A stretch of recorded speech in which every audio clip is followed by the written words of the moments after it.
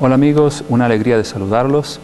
Hoy vamos a tocar un tema más en esta serie. Tiene que ver con el registro civil del cielo. ¿Usted se ha preguntado qué es eso? Bueno, ahora vamos a dar una respuesta bien clara con la palabra de Dios, como siempre, acerca de esta nueva pregunta, este nuevo interrogante que está relacionado obviamente con este tema, el registro civil del cielo. ¿Qué es eso? Y entonces vamos a pedir a Dios que nos dé luz para estudiar una vez más junto a ustedes. Gracias nuestro Dios porque podemos abrir tu palabra con la confianza de que habrás de iluminarnos con tu Espíritu Santo para que sea Él siempre nuestro Maestro, nuestro guía en todo lo que aprendamos de ti. Bendice a mis amigos en el nombre de Jesús. Amén. Bueno, ¿qué enseña la Biblia acerca del bautismo? Si bien este tema lo hemos tocado hace un tiempo ya en la otra serie, sin embargo, qué bueno es repasarlo. Y sí, tiene que ver con el registro civil del cielo, porque obviamente Dios necesita escribir nuestros nombres en el libro de la vida para que un día podamos estar junto a Él en la patria celestial. Pero, ¿qué significa bautismo? ¿Qué significa bautizar? ¿Es indispensable para la salvación? ¿Es válido el bautismo que nos hicieron cuando éramos niños? Es decir, el bautismo de aspersión. ¿Cuál es la forma correcta de bautizar? Todo esto lo dice la palabra de Dios en forma bien clara y creo que debemos recordar algunos textos que hemos leído anteriormente para saber acerca de este tema un poco más de lo que ya sabemos. De paso, la palabra bautizar, amigos, viene del griego baptizo. Baptizo quiere decir sumergir. Entonces, esto cambia un poquito nuestro concepto que teníamos acerca de lo que es bautizar. Porque si baptizo o bautismo significa sumergir una persona dentro de la tumba líquida o dentro del agua, entonces ya no sería aspersión, sino inmersión. Y lo que conocemos como bautismo infantil en realidad no es bautismo porque no se sumerge al bebé dentro del agua, sino que se lo asperja o se le moja una parte de su cuerpo, es decir, en su cabecita. Vamos a ver lo que dice San Mateo capítulo 3, versículo 13 al 16, donde se registra el bautismo de Jesús. San Mateo capítulo 3, verso 13 al 16. Allí dice lo siguiente. Entonces Jesús vino de Galilea a Juan al Jordán para ser bautizado por él. Mas Juan se le oponía diciendo, yo necesito ser bautizado por ti y tú vienes a mí. Pero Jesús le respondió, deja ahora porque así conviene que cumplamos toda justicia. Entonces le dejó. Y Jesús, después que fue bautizado, subió luego del agua, y aquí los cielos fueron abiertos, y vio el Espíritu de Dios que descendía como paloma y venía sobre él. Y hubo una voz de los cielos que decía, este es mi Hijo amado, en quien tengo complacencia. Aquí tenemos un hecho simple, amigos. Jesús fue a donde estaba Juan el Bautista bautizando, en el río Jordán, y entonces Juan le dice, no, yo en realidad necesito ser bautizado por ti, no yo a ti. Sin embargo, Jesús le dijo, vamos a hacerlo de esta manera porque es necesario que se cumpla toda justicia. O sea, Jesús quería dejar un ejemplo para que como Él lo hizo también, lo hagan todos aquellos que un día toman la decisión valiosa, hermosa, de ser bautizados como Él fue bautizado. Y aquí dice que después que fue bautizado, subió luego del agua. Es decir, Jesús no fue asperjado, sino que fue sumergido totalmente en las aguas del río Jordán. Y así Juan el Bautista lo hizo con muchas otras personas más. Y a lo largo de la Biblia siempre vemos, especialmente en el Nuevo Testamento, la enseñanza del bautismo tal como debe ser hecho, es decir, sumergir a la persona dentro del agua. Por lo tanto, si usted se pregunta, ¿vale el bautismo que yo tuve cuando era bebé? A la luz de la Biblia no vale, no tiene sentido. pero sí lo podemos aceptar como un acto de fe de los padres de ustedes que decidieron llevarlo a la iglesia y bautizarlo de esa manera, porque ellos no conocían cuál era la verdad sobre el bautismo. Por lo tanto, no podemos desechar ese bautismo, simplemente aceptarlo como un acto de fe, pero no lo podemos aceptar a la luz de la Biblia porque la enseñanza es muy diferente.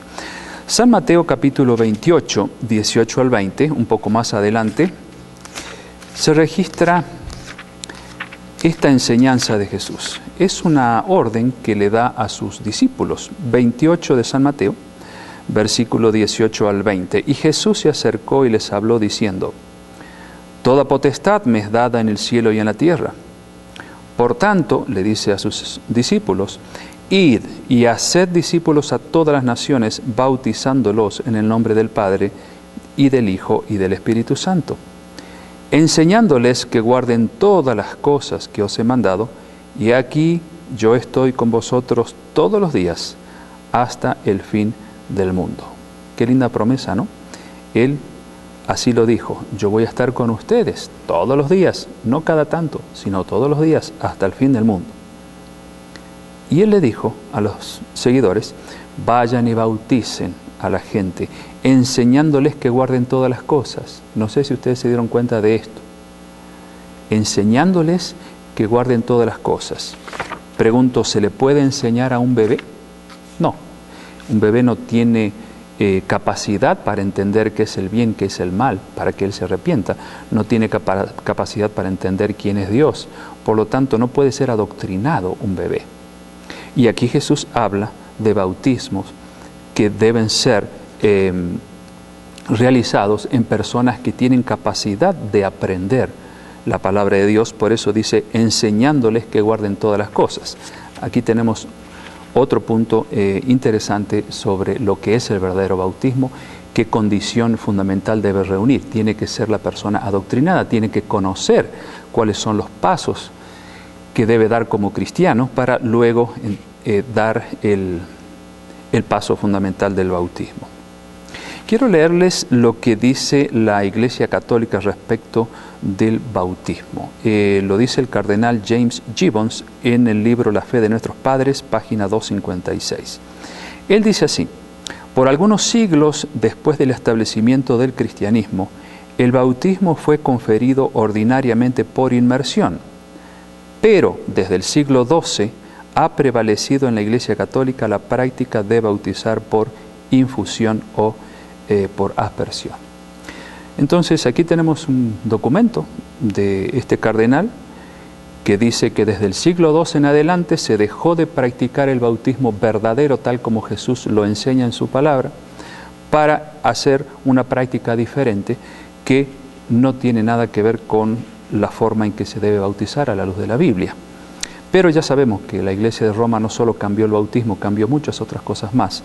Y ahí está la gran confusión de mucha gente. Pero gracias a Dios, amigos, tenemos la palabra inspirada de Dios, es nuestra regla de fe y práctica, es nuestro manual que nos dice claramente qué es verdad y qué no es verdad, y cuál es el camino correcto que debemos seguir.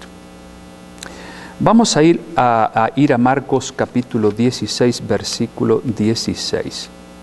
¿Es indispensable el bautismo para la salvación? Bueno, veamos lo que dijo Jesús allí en Marcos capítulo 16, versículo 16.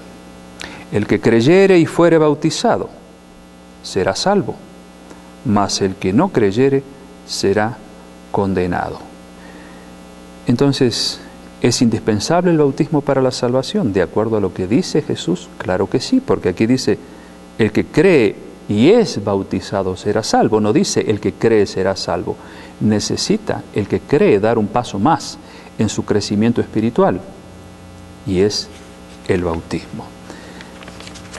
Entonces sí es importante para la salvación. Si vamos a San Juan capítulo 3, por ejemplo, allí se registra el diálogo que mantiene un principal de los judíos, un maestro de teología que se llamaba Nicodemo, San Juan capítulo 3. Y este hombre, si bien sabía mucho de la palabra de Dios, sin embargo había algo que él no había experimentado todavía en su vida. Capítulo 3, versículo 3, dice así: respondió Jesús y le dijo a Nicodemo: de cierto te digo que el que no naciere de nuevo no puede ver el reino de Dios. Nicodemo no entendía bien esto, entonces le dijo: ¿cómo puede un hombre nacer siendo viejo? ¿Puede acaso entrar por segunda vez en el vientre de su madre y nacer? Entendió este mensaje espiritual de Jesús en forma muy carnal. Y el versículo 5 dice lo siguiente: respondió Jesús: de cierto te digo que el que no naciere de agua y del Espíritu no puede entrar en el reino de Dios. Lo que es nacido de la carne, carne es, y lo que es nacido del Espíritu, Espíritu es. Entonces Jesús le dice a Nicodemo: no te maravilles de que te dije, os es necesario nacer de nuevo, del agua y del Espíritu. Ahí tenemos entonces el bautismo nuevamente.